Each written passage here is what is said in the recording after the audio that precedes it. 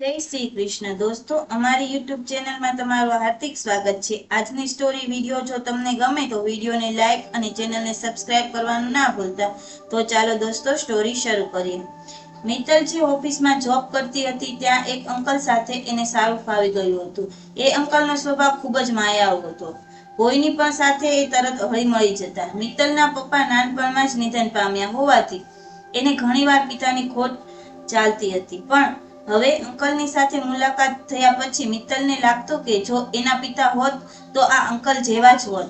મિત્તલ ઘણીવાર પોતાનું લંચ પણ અંકલ સાથે શેર કરતી। એક દિવસ લંચ દરમિયાન વાતમાં મિત્તલે અંકલને સવાલ કર્યો, અંકલ, તમારો સ્વભાવ આટલો સારો છે તો તમારા ફેમિલીને ખૂબ મજા આવતી હશે ને?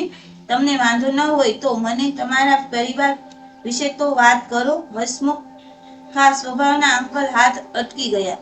એમણે કંઈ બોલ્યા વિના જ મિત્તલની તરફ લંચ બોક્સ ખસેડી દીધું અને બહાર ચાલ્યા ગયા। મિત્તલને અંકલનું આવું વર્તન સમજાયું નહીં। એને થયું પોતે કંઈક ભૂલ કરી છે।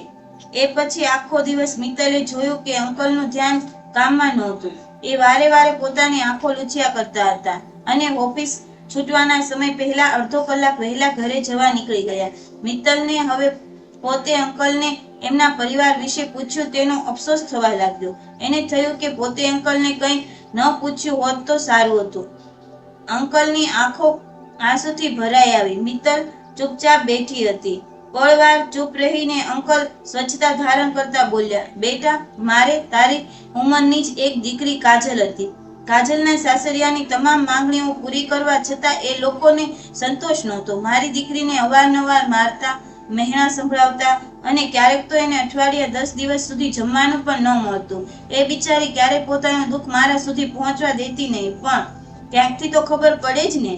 એક દિવસ મારા જમાઈનો ફોન આવ્યો કે કાજલે આત્મહત્યા કરી છે। હું મારી પત્ની સાથે એના ઘેર પહોંચ્યો। ત્યાં સુધીમાં તો એ લોકોએ કાજલના અંતિમ સંસ્કારની તૈયારી કરી નાખી હતી અને દીકરીનું છેલ્લી વાર મોં જોયું ન જોયું ત્યાં તો એ લોકોએ એના અગ્નિ સંસ્કાર કરી નાખ્યા। મને મારી દીકરીનો ચહેરો પણ સરખી રીતે જોવા ન મળ્યો। કાજલની માં આ આઘાત ન સહી શકી અને મારી પત્ની 6 જ મહિનામાં મને એકલો મૂકીને જતી રહી। હું એકલો આ દુનિયામાં રહ્યો। મને શંકા હતી કે મારી દીકરીએ આપઘાત નથી કર્યો, પણ કોને કહું, મારું કોણ સાંભળે? અંતે મારી પાસે વાત આવી કે ખરેખર મારી દીકરીને એના સાસરિયાએ જ મારી નાખી હતી। પણ હવે દાદા, ફરિયાદનો કોઈ અર્થ નહોતો। મેં મારી નોકરી અને મારું ઘર બંનેમાં મન પોરવ્યું અને એક બહેનને રસોઈ બનાવવા માટે રાખ્યા। એ બહેન સવાર સાંજની રસોઈ કરી જાય છે। તને જ્યારે પહેલી વાર જોઈ ત્યારે મને મારી દીકરી યાદ આવી ગઈ હતી અને એટલે જ કાલે અંકલ ચૂપ થઈ ગયા। મિત્તલની આંખોમાંથી આંસુ સરી રહ્યા હતા। અંકલની વાત સાંભળીને એનું પણ મન ભરાઈ આવ્યું હતું। અંકલનો હાથ પકડી મિત્તલે એમને કહ્યું, અંકલ, હું પણ તમારી કાજલ જ છું ને? મને અત્યાર સુધી પિતાનો પ્રેમ ન મળ્યાનું દુઃખ હતું, પણ તમારો પ્રેમ મારી એક ખોટ પૂરી કરી તો પછી હું તમારી કાજલ ન બની શકું? અંકલ પહેલા તો મિત્તલ સામે જોઈ રહ્યા, પછી એમનો ધ્રુજતો હાથ મિત્તલના માથા મૂક્યો અને મિત્તલના કાને શબ્દ પડ્યો, સદા સુખી રહે દીકરી।